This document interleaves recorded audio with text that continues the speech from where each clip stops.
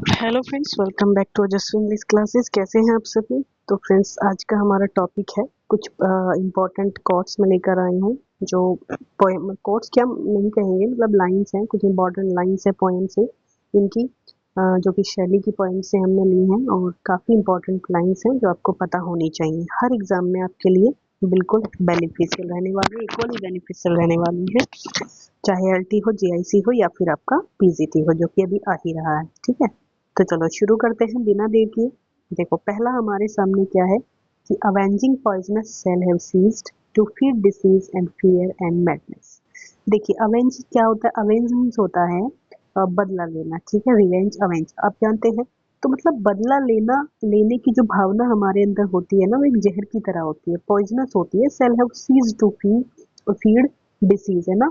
अगर ये रुक जाए, ये खत्म हो जाए ना हमारे अंदर से, तो हमारी सारी बीमारियां, हमारा सारा डर और हमारा सारा पागलपन खत्म हो जाता है। तो यहाँ पर इसका आंसर मैंने आपको बहुत अच्छे से क्लियर कर दिया है। द रिवोल्ट ऑफ इस्लाम की ये लाइन है। ठीक है, चलिए नेक्स्ट हमारे पास है the desire of the moth for the star of the night for the morrow, the devotion to something afar from the sphere of our sorrow. ठीक है, जो हमारी डिजायर्स होती हैं, जो हमारी इच्छाएं होती हैं, हमेशा बढ़ती चलती रहती हैं। एक स्टार, जैसे एक स्टार की तरह चमकती रहती हैं always. Of the night for the मोरो, है ना, रात दिन हम लोग अपने ड्रीम्स के बारे में ही सोचते हैं। The division of something are far from the sphere of our sorrow, और यही सब जो है इस पूरी सृष्टि में हमारे दुख का कारण बनती हैं। ठीक है, तो इसमें one word is to open profound, ये यहाँ से ली गई है। What is all this sweet work worth if thou kiss not मी। तो लव्स फिलोसफी से ये लाइन है, सबसे पहले मैं बता दूं, लव्स फिलोसफी से ये लाइन है। और what is all this sweet work worth if you thou kiss me, यदि वो मुझे किस कर देना तो ऑल स्वीट वर्क वर्थ, है ना, तो मेरे सारे अच्छे कामों का मतलब रिजल्ट मुझे मिल जाएगा, या जितने भी मैंने अच्छे काम में करता हूँ उन सब का रिजल्ट मुझे मिल जाएगा अगर वो मुझे एक किस कर दे। ठीक है, चलिए लव्स फिलोसफी से है। Nothing in the world is single, all this by a Lord divine, in one spirit meet and mingle why not die with thine। तो यहाँ पे लव्स फिलोसफी से ये लाइन है। तो देखिए कितनी प्यारी लाइन है, कितना अच्छा इनका ब्यूटीफुल आपको अर्थ देखने को मिलेगा। Nothing in the world is single, संसार में कुछ भी सिंगल नहीं है। All this by a Lord divine, सभी जो है एक लॉर्ड डिवाइन है, एक मतलब प्रभु जिसको हम या जो भी हम कहते हैं उससे जुड़े हुए हैं, यूनिवर्स से। वो मतलब सभी के साथ जुड़ी हुई है, सभी का उसके साथ जुड़ा है, तो कोई भी सिंगल नहीं है। In one spirit meet and mingle, है ना, हर किसी स्पिरिट में वो रहती हैं और मिक्स रहती हैं। तो व्हाई नॉट आई विद दाइन, तो मतलब मैं उसके साथ क्यों नहीं मिल सकता हूँ। तो ये क्वेश्चन यहाँ पे पोएट कर रहे हैं। तो लव्स फिलोसफी से वाली लाइन भी हमें मिलती है। Peace peace he is not dead, मतलब शांति रखो, शांति रखो एकदम, वो मरा नहीं है। ही डोंट नॉट स्लीप, ना ही वो सो रहा है। ही वॉज अवेकन, वो तो जाग गया है। कहने का मतलब है एडोनिस से है, जो कि इन्होंने पीबी शैली के लिए लिखी थी, आप जानते हो। सॉरी, कीट्स के लिए लिखी थी इन्होंने, जानते हो आप, 1921 में। तो 1921 में किड्स की डेथ हो गई थी। तो इसकी डेथ को ये कहते हैं कि भाई शांति रखो बिल्कुल, है ना। ही इज नॉट डेड, मरा नहीं है वो, ना ही वो सो रहा है, वो तो जाग गया है, बल्कि मतलब किसी और दुनिया में वो जाग गया है। यहाँ से जाके जो है किसी और दुनिया में ड्रीम ऑफ लाइफ उसको जो है जीवन मिलने वाला है। ठीक है, क्योंकि आप जानते हो आत्मा मरती नहीं है। Will look before and after, ये भी बहुत प्यारा है, टू अ स्काईलार्क से है। Will look before and after and find for what's is not, मतलब हम अपना पास्ट देखते हैं, अपना फ्यूचर देखते हैं, and find for what is not, और ये देखते हैं कि मतलब क्या नहीं था हमारे पास, जो हमारे पास नहीं था, जो हमारे साथ नहीं है, हम सिर्फ उस पर फोकस करते हैं। मतलब अब या तो अपने पास्ट के बारे में सोचेंगे या फिर अपने फ्यूचर के बारे में सोचेंगे। एट प्रेजेंट जो हमारे पास है वो हमें दिखता नहीं है। Our sincerest laughter when some pain is brought, ठीक है, हमारी जो सबसे अच्छी हंसी कब आती है, जब कोई दुख से हम गुजरते हैं या कोई दुख हमें याद आने के बाद में कुछ अच्छी चीज हो जाती है, तब हमें जो है उस खुशी का या उस लाफ्टर का महसूस होता है। अवर स्वीटेस्ट सॉन्ग, और हमारे जो सबसे सुंदर गीत होते हैं ना, वो वही होते हैं जिसमें बहुत ज्यादा दुख होता है ना। सबसे ज्यादा दुख जिनमें मिलता है, थोट मिलते हैं, वही हमारे सबसे सुंदर गीत होते हैं। तो टू आ स्काई की ये लाइन है। चलिए भाई, इसके बाद है nor fame nor power nor love nor leisure others, I see whom these surround, smiling they live and call life pleasure to me that cup has been gilt in another miss. देखिए stanzas written in rejection near Naples, यहाँ पे poet क्या कहते हैं कि not fame, ना तो power, ना तो प्रसिद्धि है मेरे पास, ना पावर है, ना मुझे प्रेम मिला, ना मुझे लीजर आनंद मिला किसी भी तरीके का। अदर्स आई सी, और बाकियों को मैं देखता हूँ तो दीज सराउंड अपने चारों तरफ सीमिंग स्माइलिंगली डेली, वो बहुत खुशीपूर्वक रह रहे हैं, हंसते हुए रह रहे हैं, एंड कॉल लाइफ प्लेजर, और जीवन के भरपूर आनंद लेते हुए मैं देखता हूँ अपने आसपास बाकी के लोगों को। तो to me that cup has been dealt in another, और मुझे लगता है कि भगवान ने मुझे जो है कुछ अलग प्रकार का हिस्सा दिया है जीवन का, या फिर मेरे जीवन का शायद खुशियां भी औरों को ही दे दी हैं और मुझे दुख वाला हिस्सा मुझे दे दिया है। तो स्टेंजा डिसेक्शन नियर नेपल से ये लाइन ली गई है। चलिए काफी प्यारी लाइन थी।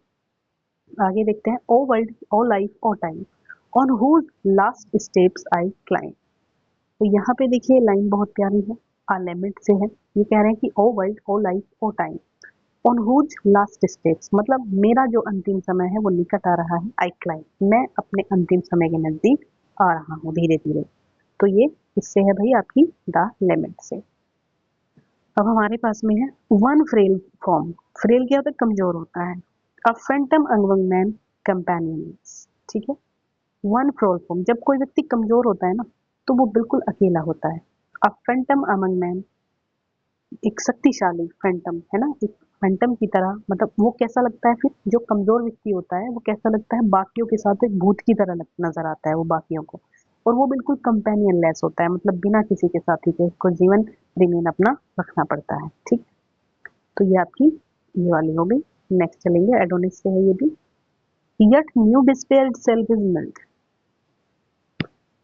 even as the winds and waters are, I could lie down like a tired child and weep away the life of kids। देखिए स्टेंजर्स रिजेक्शन नियर नेपल से, यहाँ पे पॉइंट क्या कहना चाहते हैं, yet now despair self is mild, अब जब निराशा भरा जीवन यहाँ पे मेरा है, तो even as the winds and waters are, है ना, तो मैं क्या चाहता हूँ, मैं कुछ ऐसा चाहता हूँ अपने जीवन को बिल्कुल बादलों पर्वतों की तरह जैसे बह रहा है, पर्वत है, सॉरी हवा है, हवा बह रही है, वाटर बह रहा है। I could lie down like a tired child, मैं कुछ ऐसा हो गया हूँ जैसे एक बच्चा होता है ना, तो वो थका हुआ जब होता है तो वो बहुत परेशान होता है, and weep away like the life of care, और जब वो रो लेता है थोड़ी देर तो उसका जो दुख होता है वो हट जाता है ना, तो मैं भी इसी तरीके से जो है रो के अपने दुख को कम कर लेता हूँ। Strangers rejection near Naples. Yes, अब आ जाइए आप इस पे, यहाँ पे क्या कहना चाहते हैं, oh life me as a wave, a leaf, a cloud, I fall upon the thorns of life I beat. अरे life me as a wave, मतलब मुझे जो है एक जैसे लहरें चलती हैं, लहर की तरह बिल्कुल मुझे एक पत्ती की तरह मैं बिखर के रहना, बिखर गया हूँ। एक जो वेव्स होती हैं, एक क्लाउड होता है, उसकी तरह मैं बिल्कुल ऐसे घूम रहा हूँ जैसे ये चीजें घूमती हैं, बिल्कुल एफर्टलेस मैं अपने आप को घूमते हुए पाता हूँ।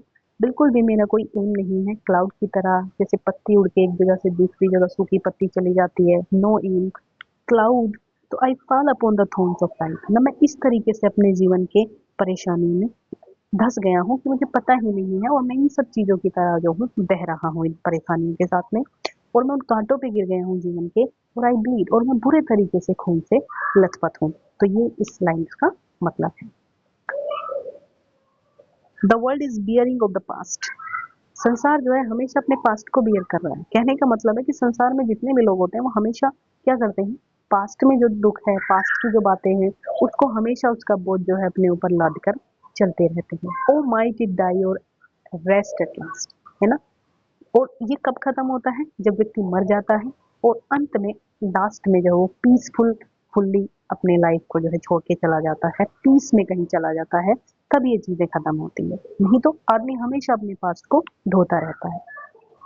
हेला से लाइन, इसके बाद में है, misery we have known each other like a sister and a brother living in the same lone home. Misery, misery को यहाँ पे एड्रेस करके कह रहे हैं पोएट पीबी शैली।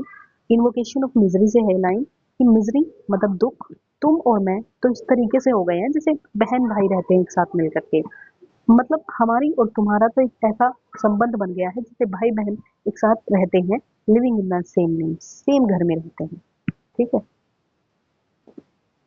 तो ये हमारी लाइंस थी। अब आगे चलते हैं।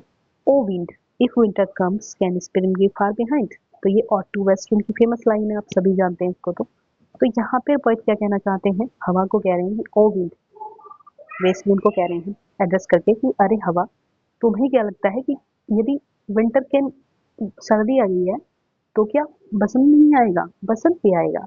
इट मीन्स अगर दुख हमारी लाइफ में आता है तो दुख रहता नहीं है ऑलवेज, उसके बाद में हमारे जीवन में खुशी भी आएगी, वो दुख जाएगा भी जरूर, और दूसरी ऋतु यानी कि खुशी भी हमारे जीवन में आएगी। इसलिए कुछ भी ठहरता नहीं है। नेक्स्ट हमारे सामने है like a poet hidden in the light of thought. यहाँ पे टू स्काई लार्क से लाइन है। यहाँ पोएट सिर्फ इतनी बात कह रहे हैं कि इन लाइन्स में, छोटी सी लाइन्स है तो बहुत बड़ा मीनिंग नहीं है इनका। लाइक अ पोएट हिडन, जैसे पोएट अपने थॉट्स, अपने विचारों के पीछे छिप करके संसार संसार को उसकी लाइट से प्रकाशित करता है। ठीक है, बस अब आगे चलते हैं। यह लाइन है हमारे सामने कि my name is ओzymandias। PB Shelley यहाँ पे, सॉरी, यस, पीबी शैली यहाँ पे क्या कह रहे हैं कि माई नेम इज ओzymandias। ओzymandias पोएम से लाइन है, नाम से ही दिख रहा है। The king of king look of my works, ये माइटी एंड डिस्पेयर। तो ये जो ओzymandias था, ये किंग था, तो ये कह रहा है कि देखो, माई नेम इज, मेरा नाम ओzymandias है और मैं राजाओं में सबसे बड़ा राजा हूँ। ऑन माई वर्क्स, देखो मेरे काम, मेरे कामों को देखो, ये माइटी, मेरी पावर को देखो, एंड डिस्पेयर, और निराशा को देखो फिर भी। यस, नेक्स्ट हमारे सामने है innocent is the heart's devotion with which I worship thy, I fear thy this is gentle maiden से लाइन है। Innocent is the heart's devotion, मतलब एक जो इनोसेंट हार्ट होता है वो हमेशा अपने आपके बारे, अपने खुद के बारे में नहीं सोचता, वो हमेशा त्याग देने की उसके अंदर क्षमता होती है। विद विच आई वर्शिप दाई, जिसके लिए वो पूजा करता है, जिसको वो मानता है, उसके लिए वो सब कुछ त्यागने की हिम्मत रखता है। Yes, life like a dome of many colored glasses stains the white radiance of eternity until death tramples it to fragments die। Adonais की लाइन है फिर से, life like a dome of many coloured glass. Life जो है ना, वो कई सारे अलग अलग रंगों से, मतलब मैनी कलर्ड ग्लासेस, इसमें कोई एक रंग नहीं होता है, तो एक तरीके की लाइफ नहीं होती है, इसमें कभी दुख होता है, कभी कुछ और होता है, कभी मतलब जीवन में के अद्भुत रूप हमें देखने को मिलते हैं लाइफ के। Many coloured glass still the white radiance of eternity, है ना। लेकिन इसमें एक जो आंतरिक एक अनुभूति रहती है, उसका एक वाइट रेडियंस हमेशा हमें अंदर से, मतलब ग्लास वाइट है अंदर से, लेकिन उसमें जो है कलर बहुत ज्यादा जो है चारों तरफ भरे हुए हैं, इसलिए व्यक्ति अलग अलग बिहेवियर करता है। Until death tramples it to fragments, जब तक कि मृत्यु इसको जो है अपने गले नहीं लगा लेती है, इस महक को मृत्यु ही जाके जो है खत्म करती है। ठीक है ना, चलिए अब यहाँ पे आ जाइए। आई विल लाई वाइज, मैं हमेशा वाइज रहूंगा, एंड जस्ट एंड फ्री, न्यायिक रहूंगा, फ्री रहूंगा, एंड मिल्ड, और विनम्र रहूंगा।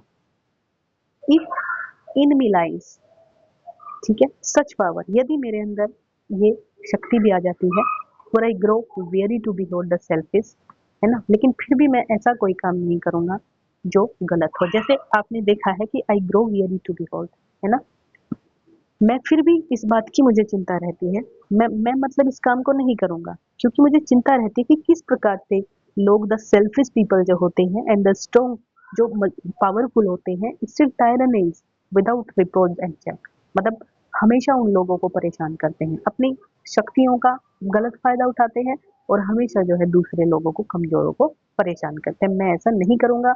अगर मेरे साथ ये सब चीजें भी आ जाएं, पावर भी आ जाए, तब भी मैं सेम रहूंगा। ठीक है, द रिवोल्ट ऑफ इस्लाम की लाइन है। यस, इसके बाद में हमारे सामने है O lift me from the grass, I die I faint I fail. अरे अरे, मुझे उठा लो, मैं घास में पड़ा हुआ हूँ, नीचे से मुझे उठा लो। आई डाई, मैं मर रहा हूँ। आई फेंट, मैं बेहोश हो रहा हूँ। आई फेल, है ना, मैं कमजोर हो रहा हूँ। तो ये यहाँ पे इंडियन सेरेनेड से मिलती है आपको लाइन। इसके बाद में हमारे पास बचता है ये लास्ट है, ठीक है, लास्ट लाइन्स है। ये क्या कह रहे हैं इसमें, most wretched man are cradled into poetry by Rome. They learn in suffering what they teach in song. Julian and Madame. जो बहुत ही ज़्यादा समझदार व्यक्ति होते हैं ना, वो हमेशा क्या करते हैं, are cradled into poetry by no, मतलब वो गलत चीज़ों से इंस्पिरेशन होकर पोएट्री लिखते हैं। गलत चीज़ों को किससे कहा है?